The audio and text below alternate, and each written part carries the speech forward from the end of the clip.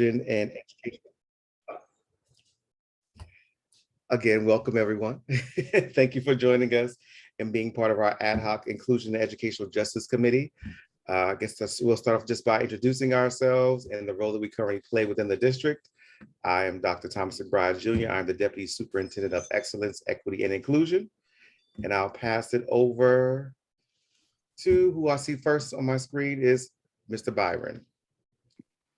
I am Evan Byron. I'm the assistant principal at Ponus Ridge Middle School in Norwalk, Connecticut, and I will send it over to Miss Esposito. Good evening, everyone. My name is Lindsey Espino, and I'm the Curriculum and Instruction Site Director at Tracy Magnet School. And I'm going to pass it over to Miss Boyd.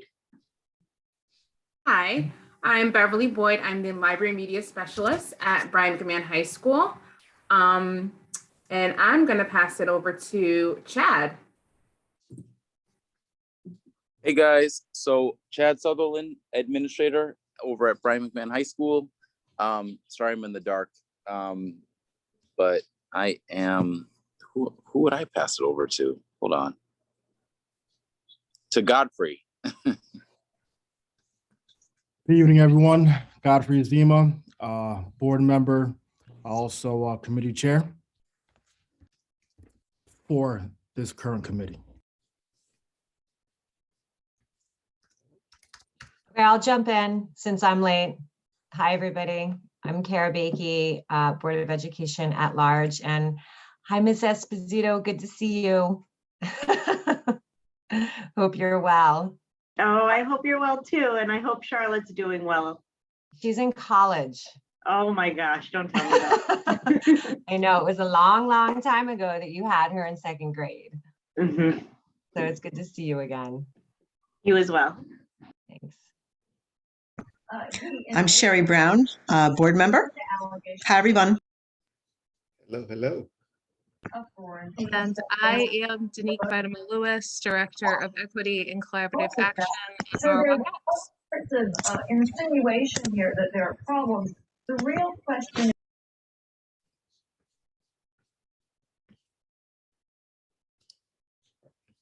is, have we gotten everyone?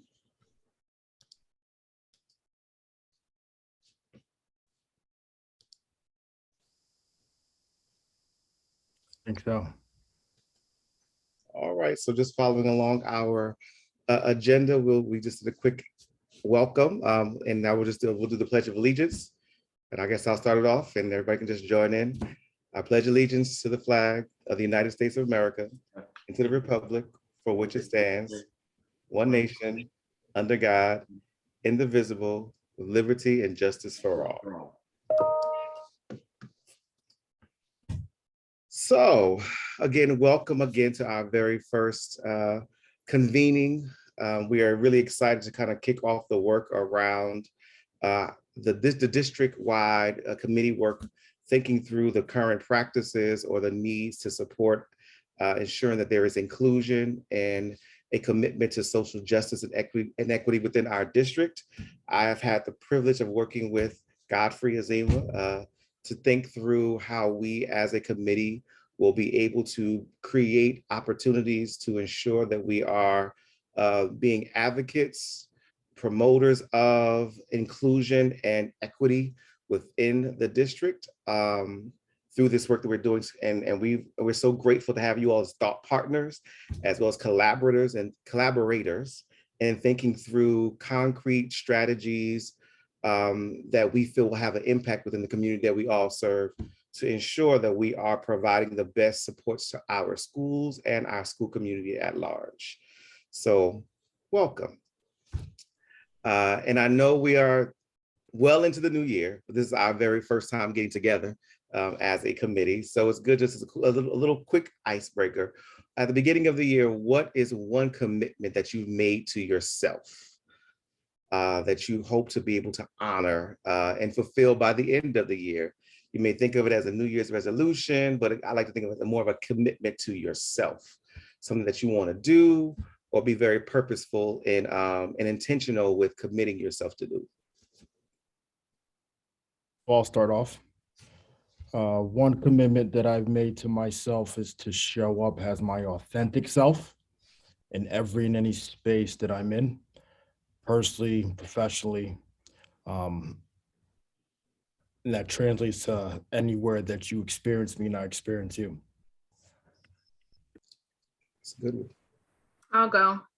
I'm currently going for my 092. So one commitment I made to myself was to learn as much as I can from the leaders in the district and to absorb as much knowledge so I can be a leader that students and staff will look up to, and just to be a leader that puts the students first, and of course staff as well, but I feel like our students really need us, and just making those connections. So just learning as much as I can. I'll kind of piggyback off of that, because being a new leader in the district, one goal that I set for myself was just to be as effective and really just show up for my Tracy Cubs, the parents, the community, and the staff as well, and to do it all with grace. I'll jump in. Or Carrie, you want to go? Sure. So I made a commitment to myself at the beginning of the year that I was going to do everything I could to make sure that I didn't gain back the 80 pounds that I lost in the last year. That's a good one. So yeah, literally, thank you, Beverly. This month, last year, I made a commitment to myself to get healthy, and I lost 80 pounds. So I'm, gonna work really hard this year to make sure I don't gain it back. So wish me luck. You got it. Congratulations. You already made use. Thank that's you. awesome. He's trying to play. I can go if you'd like. So I think my commitment is to be in the moment more. I have a tendency to not always be in the moment. I'm busy, and I think I just need to be better at that, so that when I'm engaging with people and or a person, to really be thoughtful and be mindful of that moment instead of thinking about other things. So Easier said than done, Sherry. Yeah. I hear you on that one. Again, we're always thinking about the next thing, so it's important to be present. Absolutely. For me, it's to check in with myself. I have a tendency to make sure everybody else is all right, but we have to be in tune to our own emotions, our own feelings, to recognize when we are off kilter and figure out where we have to create that balance that we need to keep moving. So taking good care of ourselves by checking in is extremely critical. So that's what I'm going to do a little bit more of. I'll jump in kind of related to that, and specifically to Sherry, kind of spending, and I'm sure a lot of people can relate to this, a little more time, less time with this in my hand all the time, and more with the who's ever in front of me, right? And kind of being present in that way, right? What's on the phone and will always be there in a sense to get back to, but the person right in front of you and where they're at in that moment may not be. And so kind of keeping focus on that. Does that everyone had a chance to share? I did not share yet. So my goal is to really do similar to like kind of bring in everything, is like a power hour or something where I am centering and focusing first thing in the morning, so that I'm available to work with people throughout the day.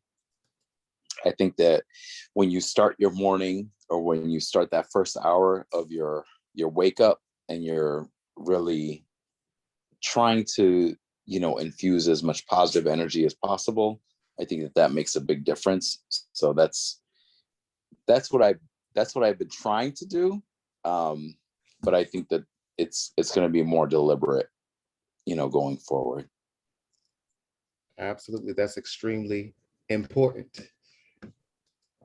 So go ahead. Jump in. Sorry, Dr. McBride. Mine was similar also to yours, actually. I think that walking into 2022 with my children in the background, recognizing how important rest is.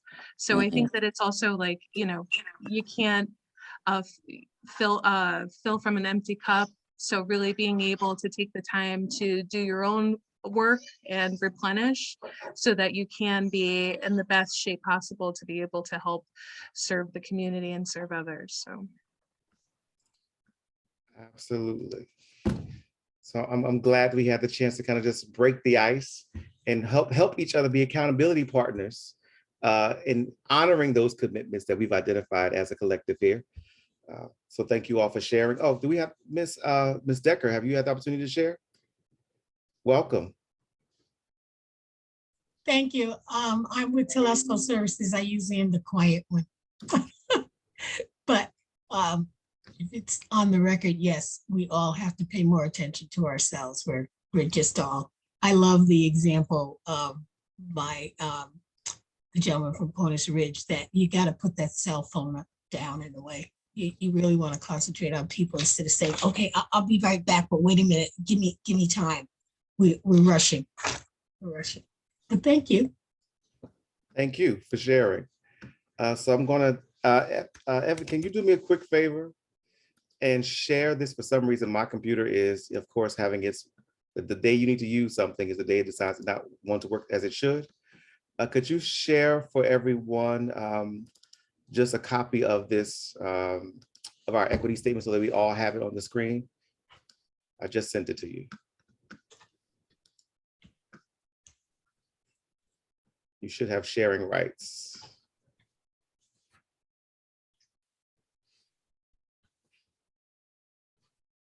Sharing rights, but don't have the statement isn't pulling through yet.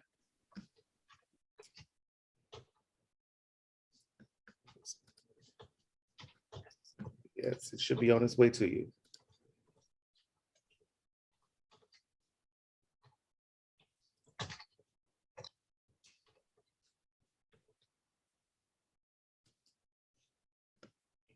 Got it yet?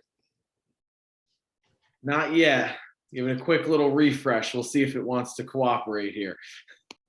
I'll send it again because my sharing screen is not happening right now. Everything is red.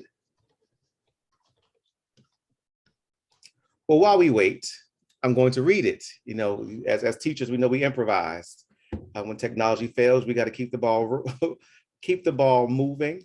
And so, as you know, recently, the policy committee, with the support of Dr. Fergus, board members, Heidi, Godfrey, and some of our scholars, crafted what we have recently adopted as our equity statement.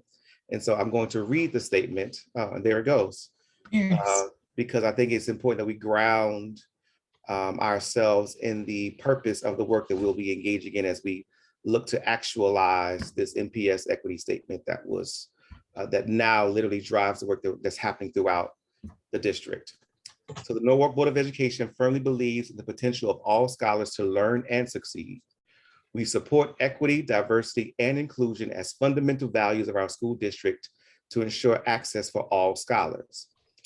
We stand united in respecting people of all backgrounds and identities, welcoming regardless of race, socioeconomic status, gender identity or expression, sexual orientation, religion, nationality, citizenship status, or disability. Our schools are safe and welcoming environments for all. We are dedicated to fostering authentic relationships with all members of our school community, including culturally diverse families, and will communicate with clarity and respect.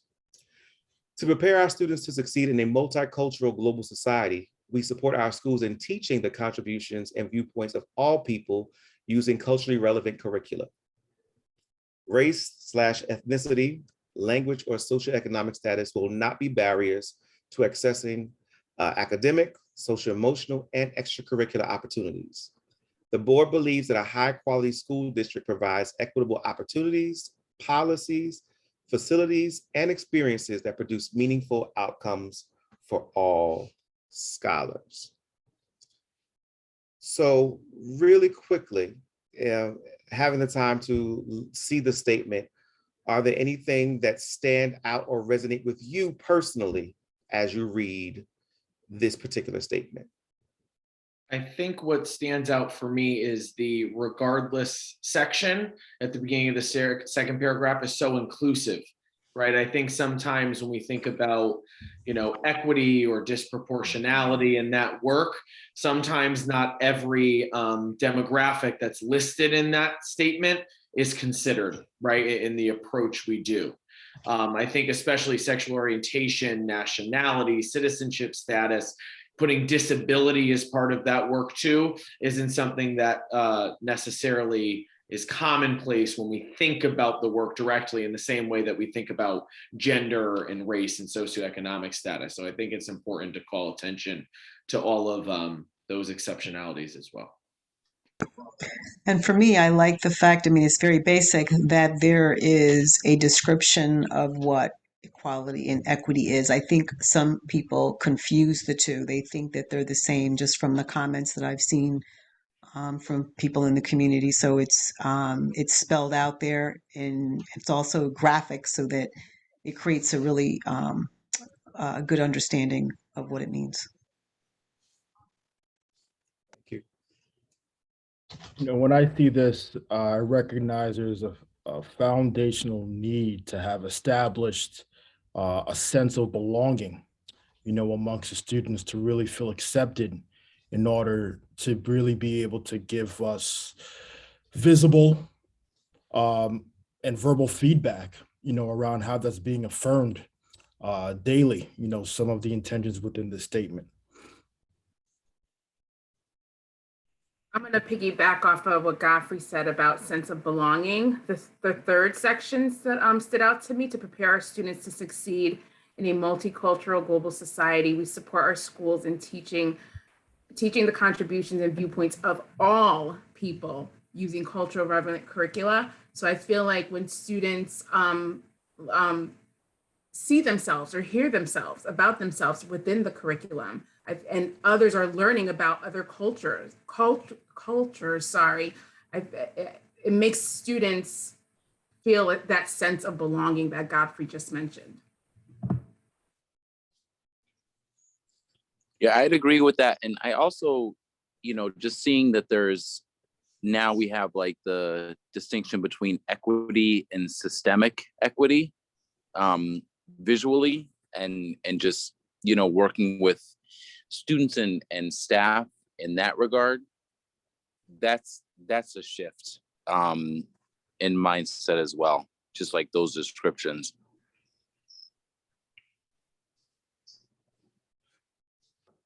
Anyone else before we dive into the next portion of this work or kind of get to the meat of our conversation tonight?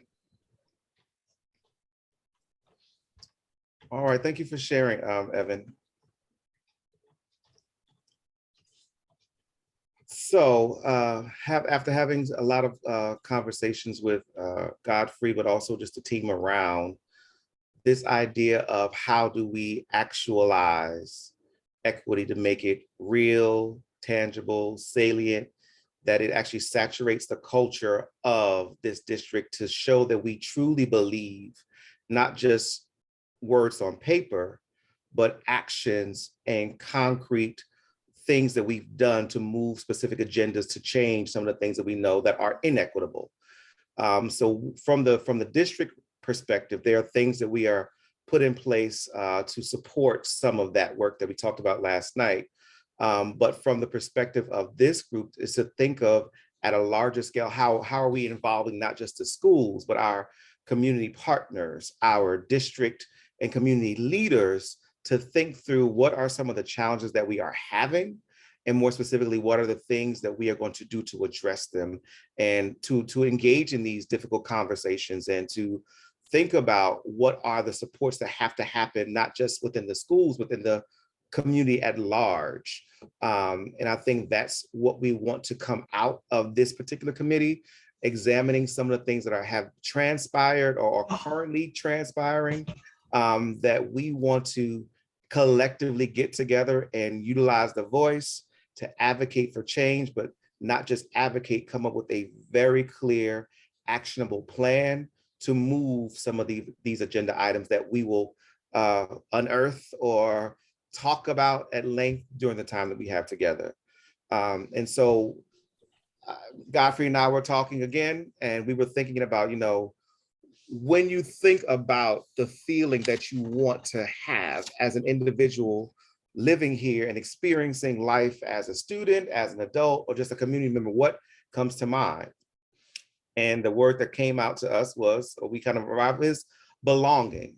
And so we think that's going to be our mantra through the work. What can we create? What are the things that we're going to message to facilitate this idea that we are committed to making sure that everyone, no matter who you are, feels like you are a valued member of this community. And so when you think, and I utilized the definition by Dr. Gray, who I'm going to introduce into the conversation that we have as well moving forward, because he's leading a lot of the research about this idea of belonging, which is a fundamental human need that all humans possess. And he says, and when you don't have that, there are several negative consequences cognitively, emotionally, and in terms of the types of behaviors one might engage in. We want students to find a sense of belonging that's compatible with a sense of scholastic achievement and healthy development.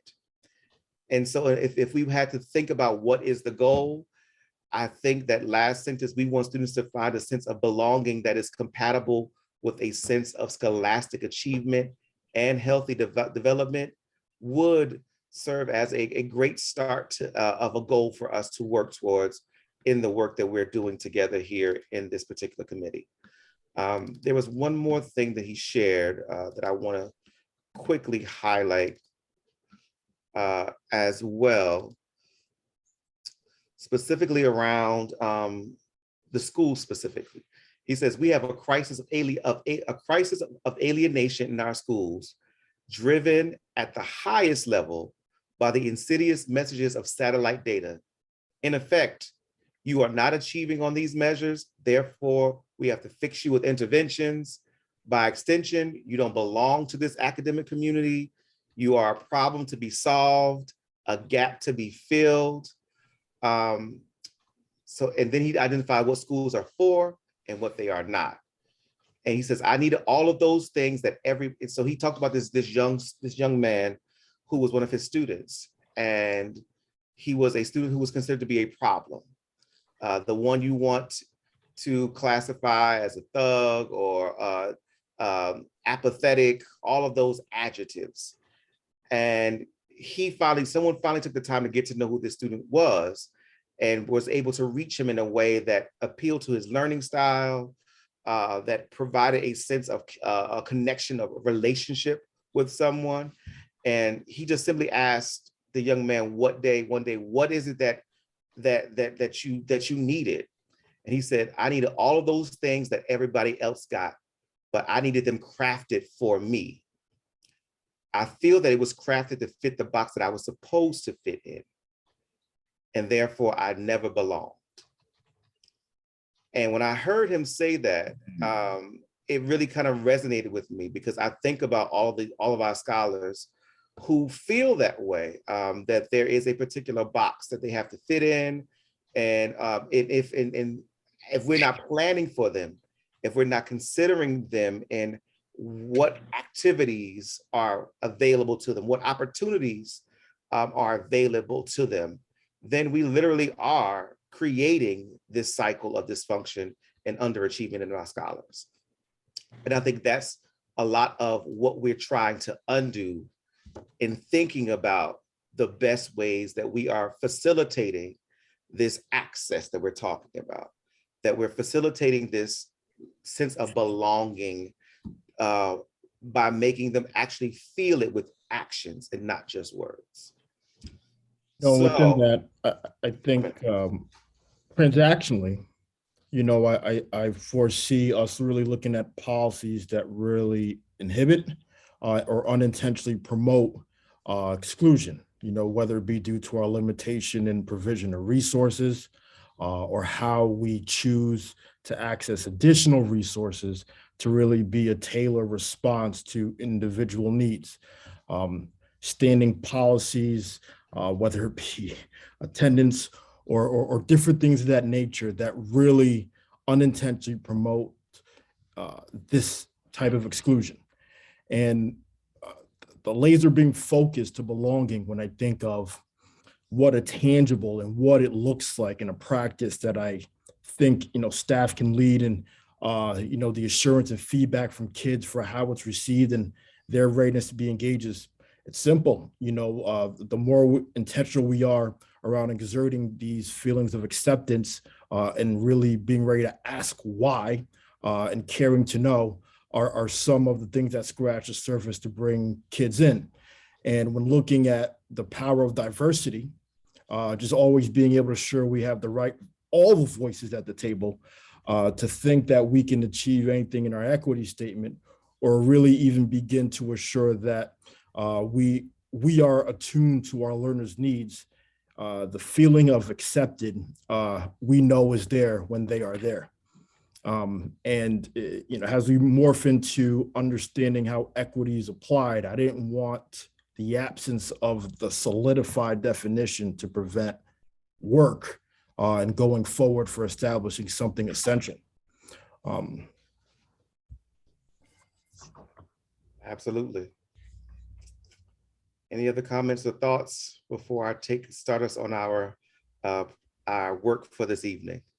I think in bridging to that, Dr. McBride, I know you've talked with us at PONUS, and we've talked about this idea of identity, right? Which I think is why I went to that second statement, right?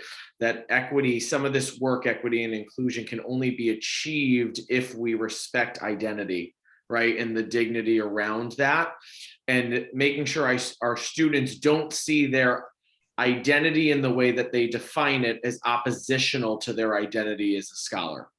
Right. And their identity is having academic access, that those two things, that we prevent the systemic issues or barriers that have caused some of our students to think those two things are oppositional to each other, as opposed to the ability for those two things to work in concert. And I think that's kind of probably the heavy lift from a systemic standpoint.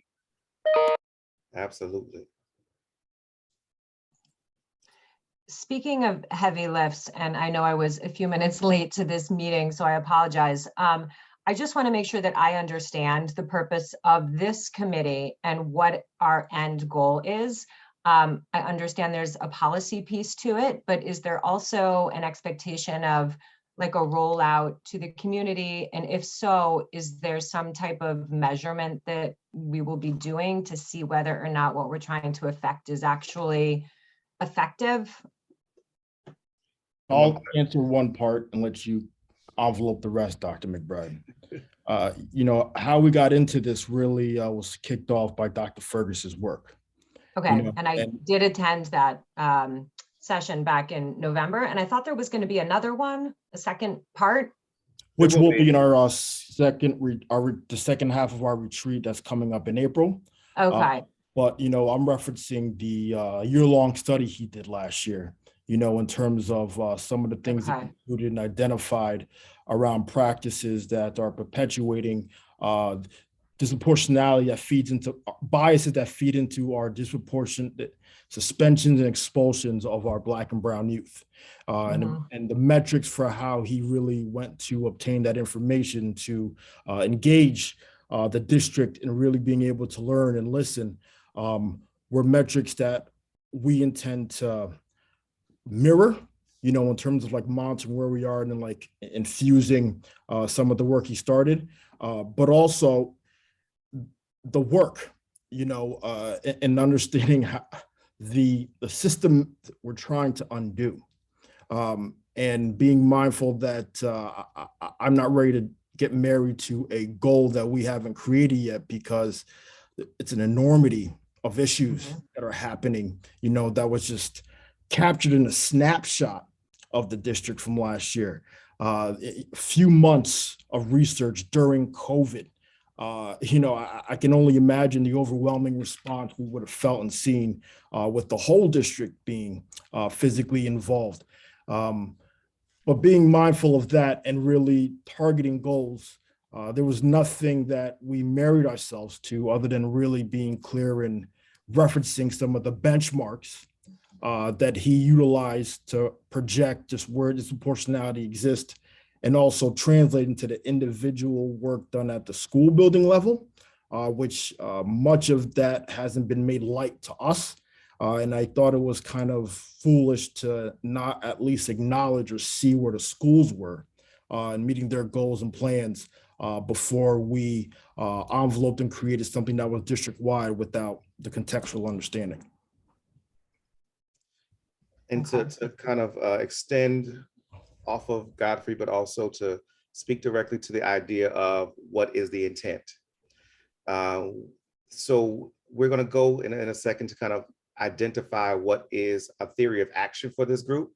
And I'm going to walk us through that piece, but then it's going to lead us to identifying what is the goal for this particular work that we will be doing together. So it hasn't been crafted yet, which is why we've called all these great minds together to think through what are some of the challenges that people have seen or experiencing here within Norwalk in general, then being able to prioritize out of the list what would be the major focus in terms of what we will be addressing through developing some initiatives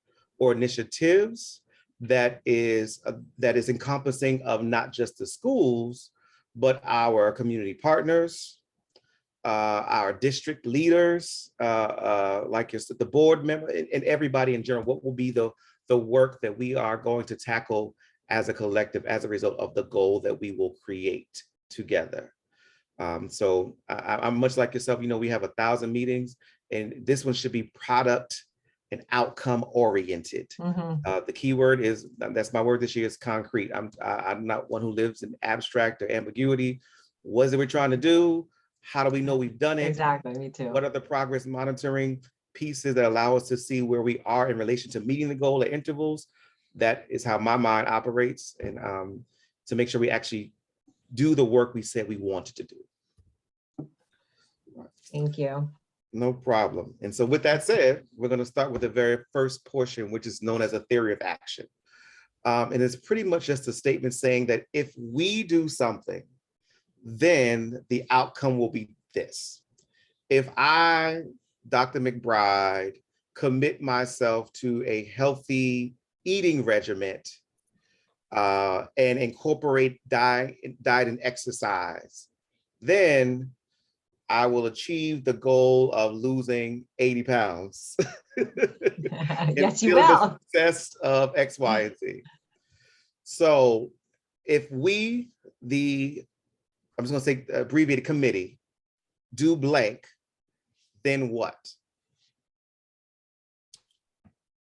And this is the time where anyone can just jot down your ideas, and we'll just throw some things out. And I guess I'll start.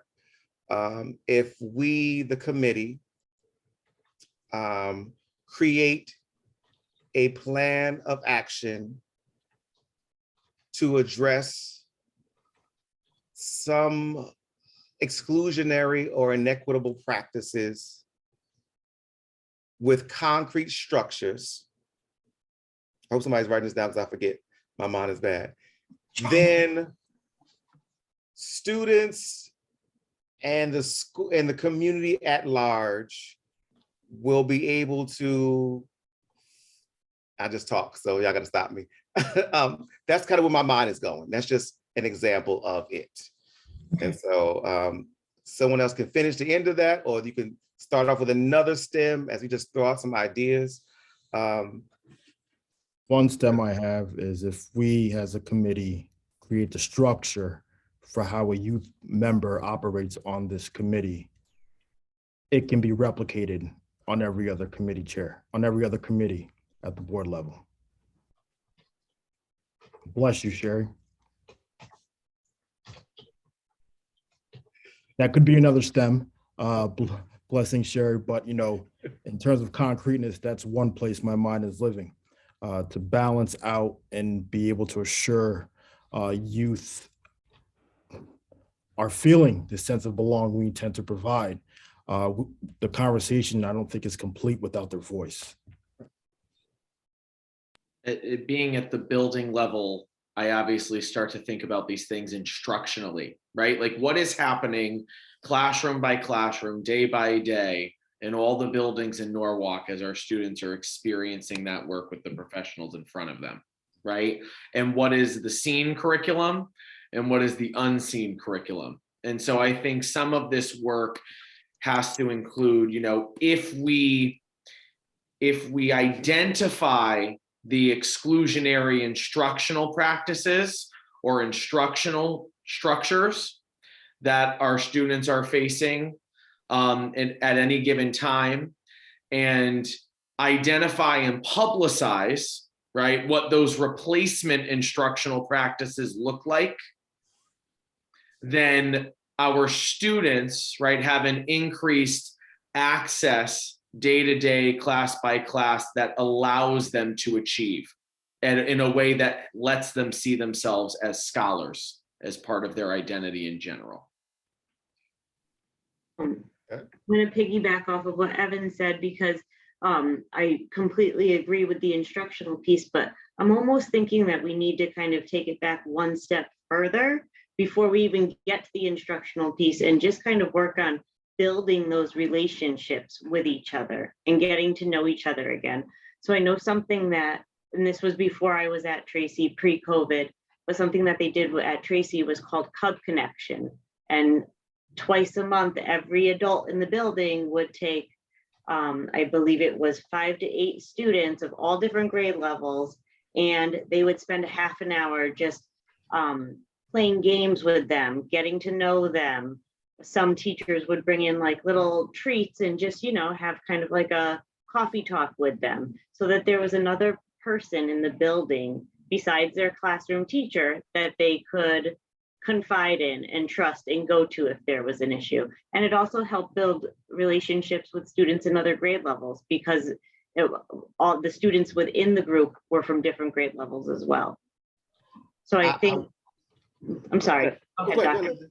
No, I was just going to say, so I think if we can even think about taking a step back from instruction before there has to be a step before we jump into instruction, because to jump into instruction, the students are going to have to trust us, and to trust us, they need to be able to know the adults, not only in the school building, but within the community. I think it needs to be more open. Absolutely. I want us to think through the lens of the work of this committee specifically, because we have on our committee a variety of constituents, right? Which is why we don't necessarily want to bring it specifically to the building level or instructional level. We want to think about what is the work that we as a collaborative of teachers, community-based organization, board members, central office individuals, a variety of people who've come together to think through planning around addressing some of the inequities that prevent our scholars from feeling like they belong. What is our commitment? That's what I started off with, the word commitment early on, with commitment to yourself. What is our commitment as a body here to do? Are we committed to collaborate? If we collaborate and come up with ideas or implement strategies, if we block, what are we going to do here? This is the theory of action. Then we will create opportunities for our scholars to feel like they do belong and are affirmed and have a voice and are celebrated, which will impact their academic and social emotional development and achievement. But we've got to be clear about our work. So what do we want to do? If we do what? See, for me, my thing is, and it's narrow, and it seems like this group is charged with doing a lot more, but my concern is with the disproportionality with the suspension and expulsions and the representation of kids of color or lack thereof in AT. And so, you know, my question is, does that have to do with a lack of cultural sensitivity and or empathy of some of our staff with some of our kids. There are people in the community who believe that two different kids, a black or a brown kid and a white kid, can commit the same offense in a school building, and they think that they get two different punishments. So my question is, does the school staff and or the school leadership, do they have the power to modify a punishment? You know, for instance, if you bring a knife to school, I don't know what it is, but if you, for instance, if you bring a knife to school, first time offense, you automatically are suspended for 3 days or whatever. If another student does that same thing, is the teacher and or the principal saying, well, you know what? You know, look, you've never done this before. You're a really good student, whatever benchmark they're using. And then there's a different punishment or lack thereof. I know it's a very insidious thing. It's been going on for a long time. And a lot of people in the community really want us to look at that. You know, why is that? Do we need more training with our staff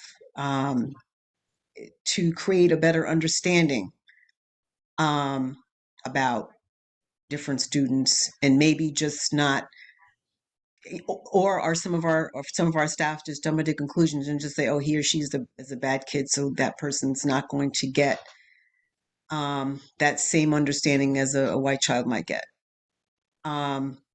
So that's my concern. You know, do we need to, maybe we do already offer bias training. I don't know. These are some of the things that I need to find out from you guys. I know at one time we did it. I'm involved with a group called Connect. Right. And there was a time when some of the Sikh students were being treated poorly. You know, they were thinking they were Muslim or whatever. There was a whole big thing. And so they convinced the school district to do some sensitivity training. So is that something that we need to do on the regular? Clearly, we probably need to do some deliberate hiring, and I think we are working on that so that our staff is more reflective of our student population. I think that will help. I think there's a lot of things we need to do. So that's where my head is going, is just in terms of this disproportionality with the suspensions and overrepresentation of kids of color in SPED and things of that nature. So, and I don't know if you want to say anything. I thought I want to cut you off, Dee. I thought you were saying something. I think I was nodding my head in agreement with Sherry. I think that especially from my vantage point as a community partner, I think that it's also about like, how can we as community be able to ensure that professional development is happening with our out of school time providers and within community where young people are outside of just the school hours. So really making sure that there is clear alignment between what's happening with those providers and other places within the community, because obviously they're all our young people, and that we would want to have kind of that parallel track of professional development for both. You know, a lot of system inequities were definitely pointed out and became blaringly clear in some of Eddie's work, you know, and the questions Sherry just shared and raised were all the things running through my mind just in reading, how did we get here? You know, and I don't know if there was a consistent form of bias training adopted that's within any mindset or speaks to any evidence-based approach. But the fact that I don't know leads me to believe and assume that whatever was in place or the intent was to secure, I don't believe scratched the surface of what was unearthed, you know, when looking at what perpetuates the disproportionate suspensions, the over-identification or the inaccurate identification, where cultural competency and individual cultural traits weren't factored in to assessing the youth as a whole. There's a myriad of things that I think, point to a good place to start. But living in a concrete place, I think it makes sense to establish that clearly. Where are we leaning to? What is the framework for how we're going to go forward in having these discussions and choosing our trainings? It's an essential place to start, and acknowledging how much of a reactive position we've been in as a district since COVID. So I have a few questions. I want to just give a quick, just some information based on what Sherry was asking.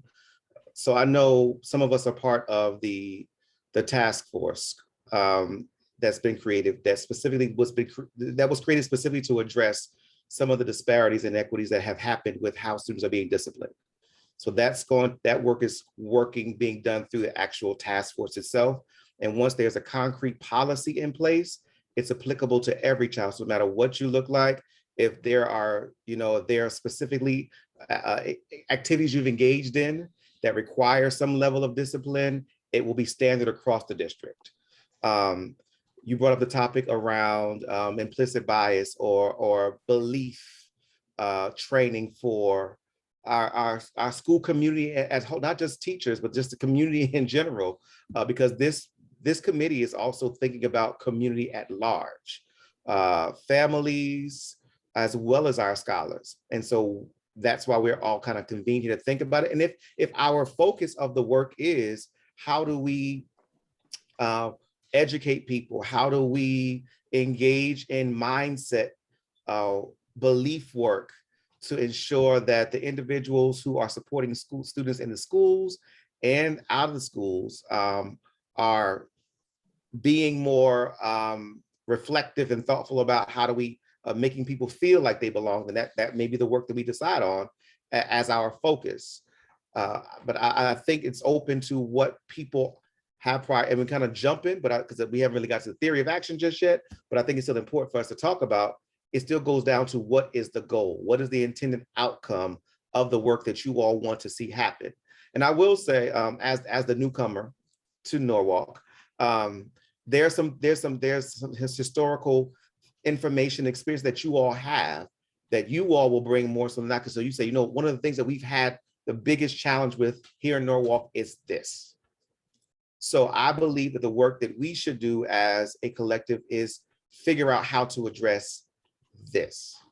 And then maybe from that, we can get to the if then part, and then creating a concrete goal. So maybe it is beneficial to just kind of think through what are some of the challenges that we've seen, and then kind of, we may have a list of 20, and then choose the highest leverage 2 that will really drive an initiative or concentration of work around specifically from this group that may then inform policy or may inform professional learning for teachers and families. But I think that probably would, in retrospect, that probably would be a good place to start right now. So I think it's good to kind of get it out there. I know you started us off, Sherry, with some of the pieces around suspension, disproportionalities, mindsets of individuals who are supporting our scholars, others, things that people want to lift.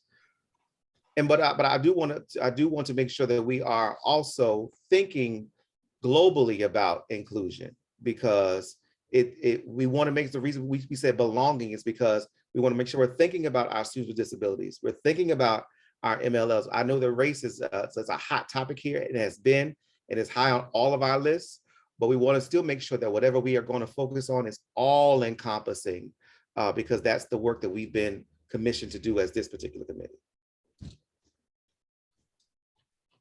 So other thoughts, ideas?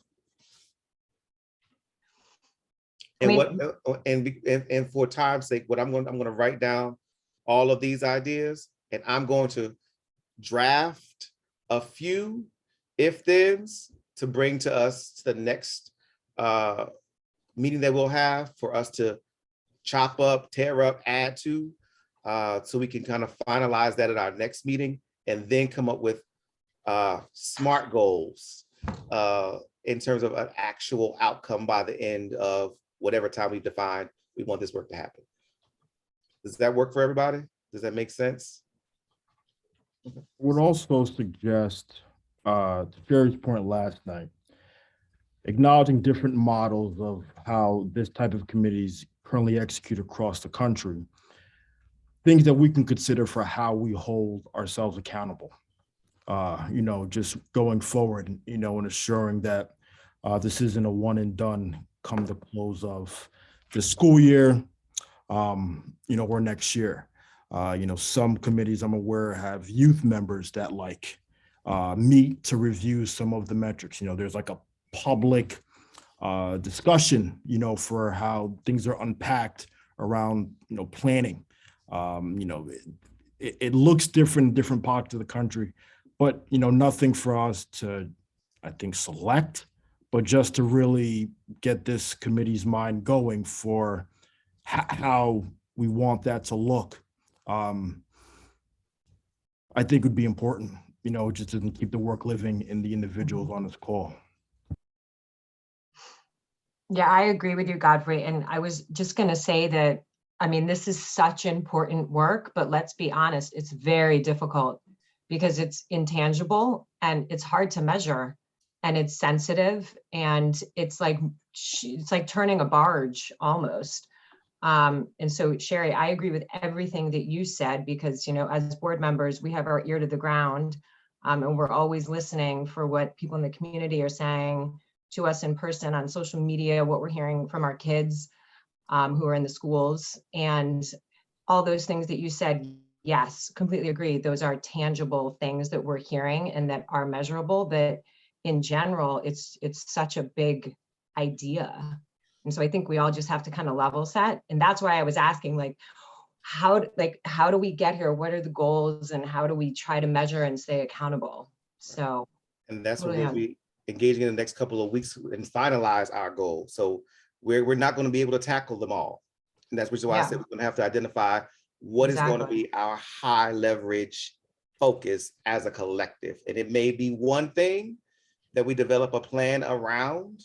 But I think just hearing all the ideas that people are challenges around, challenges to feelings of belonging or challenges to equity that are apparent from lived experiences or what we are hearing from our scholars will be a good list to kind of create.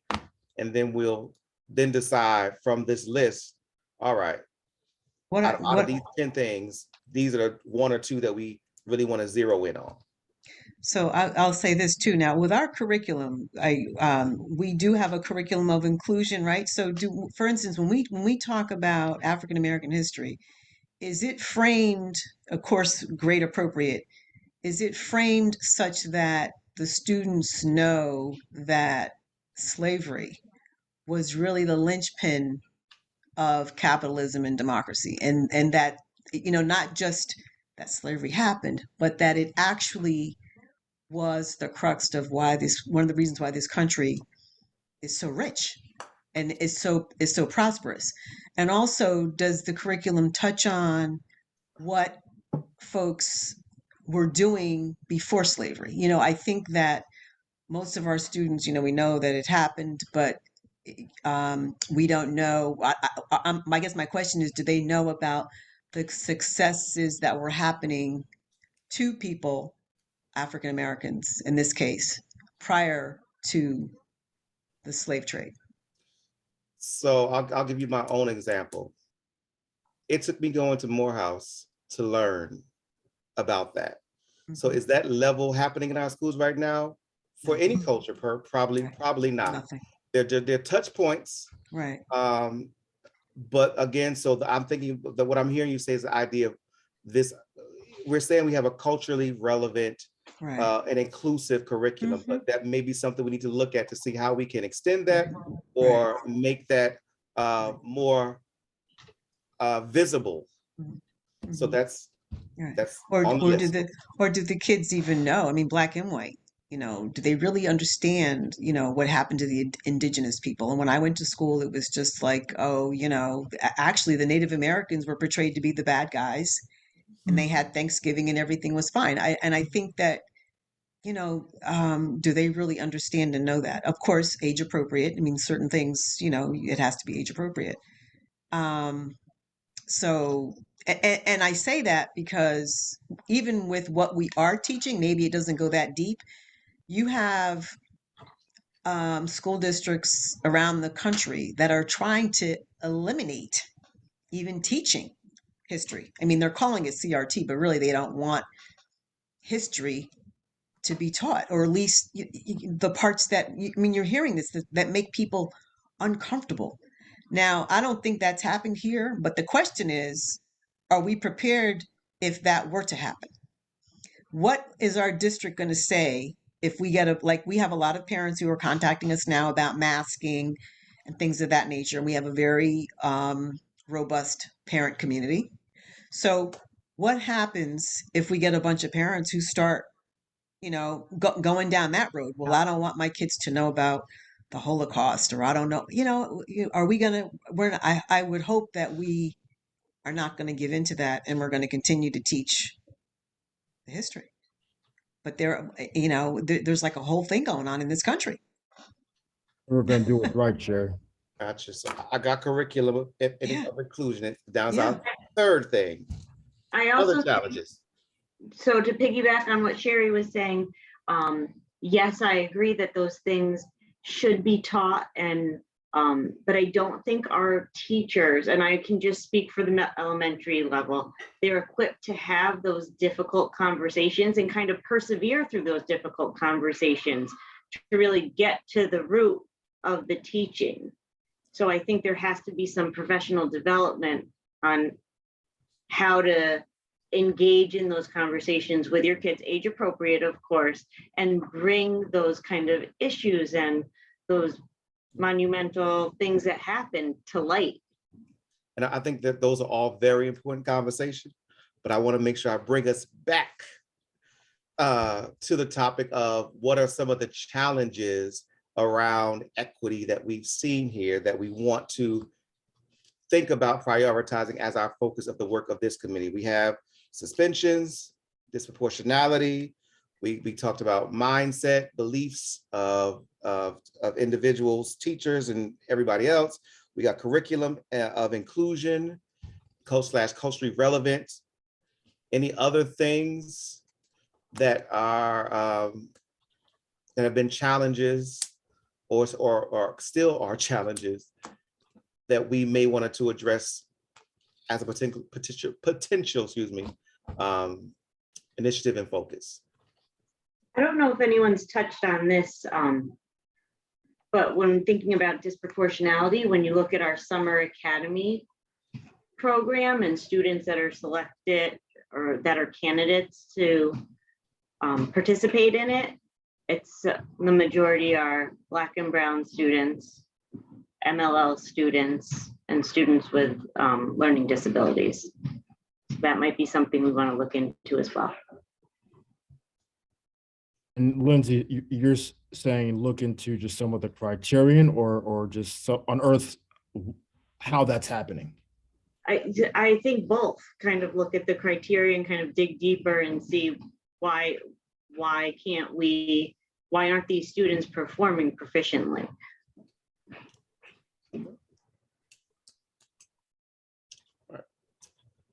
I just thought of one thing, and I mean, this could be completely off and not even worth our time, but I know that the Board of Ed is typically very involved in coming up with the school calendar and approving it. And I think that there's sensitivity around some of the holidays that we recognize and don't recognize, and even what we call them, Columbus Day, for example. And so that might be something we want to put on the list for consideration, just cultural sensitivities around holidays that people celebrate. We have how many nationalities here? 49 or something, like it's, Ramadan, yeah, that's true. We have You know? Ramadan and Eid. I don't know if Right. do we recognize any of those, Ramadan, Eid, and then also Diwali. I mean, there's a lot of them that most kids probably don't even know about. right. Like, I mean, And I'm not saying it's yeah, like, is it a right, school day or not school day, right, but like, are we exactly. recognizing it and giving Yeah, those that's a students? good point. Yeah.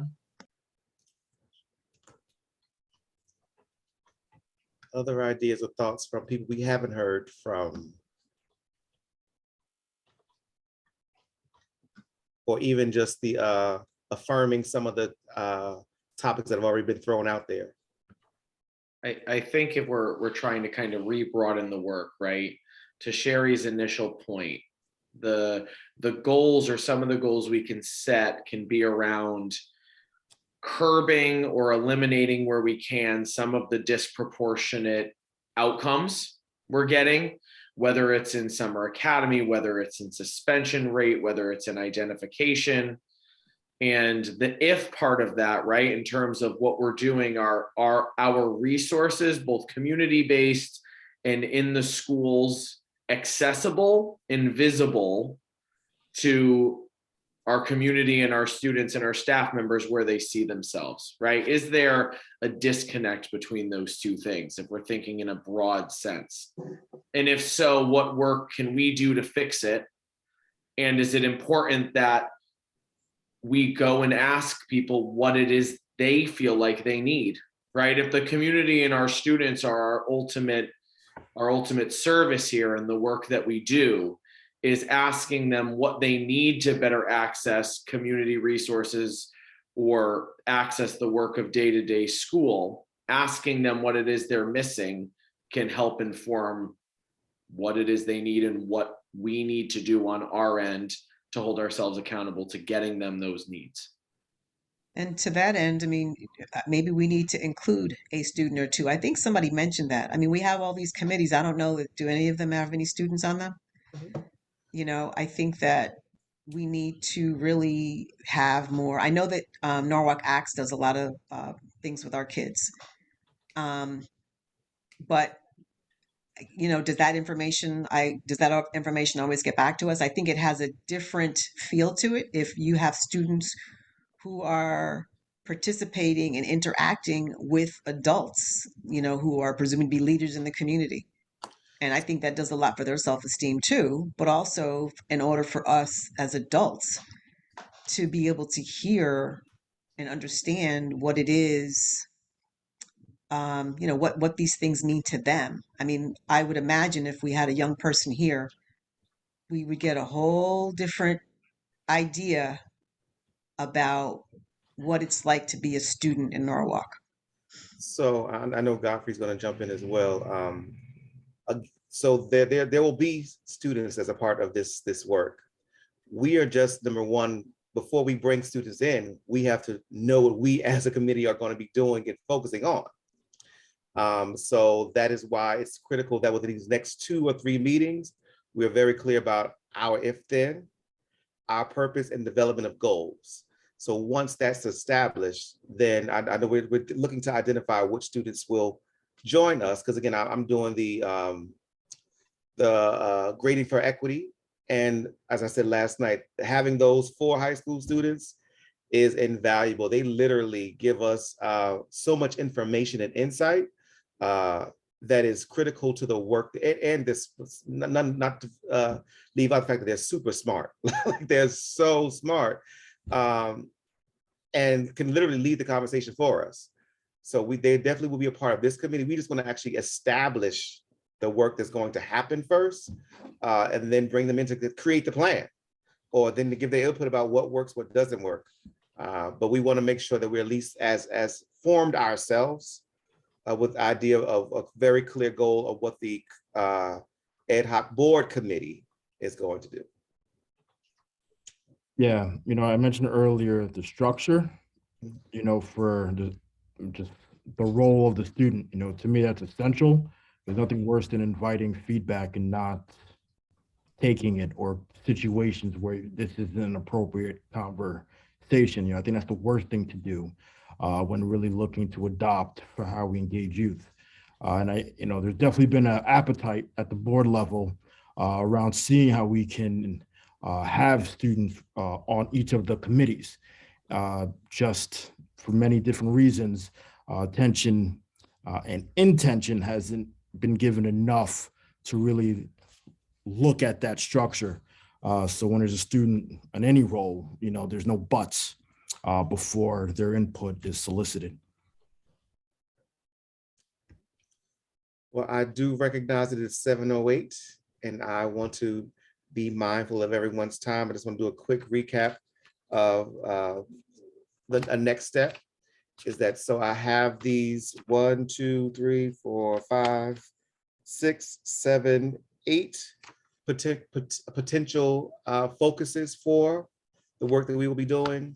I will take a stab at crafting some drafts for our theory of action.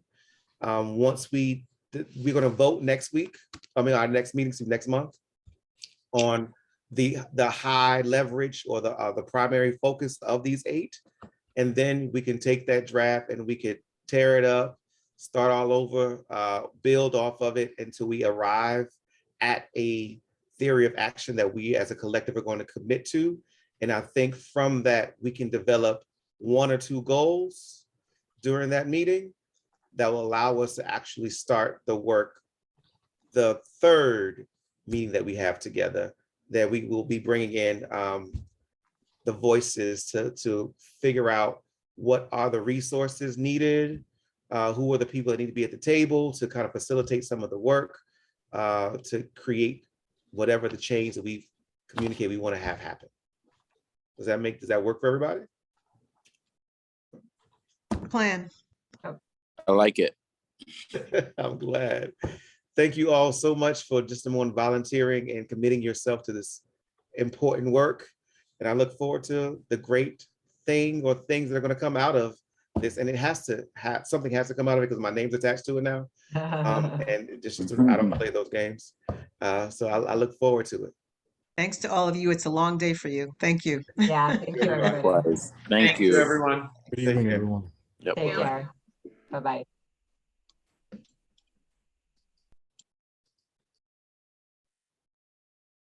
What, it cut you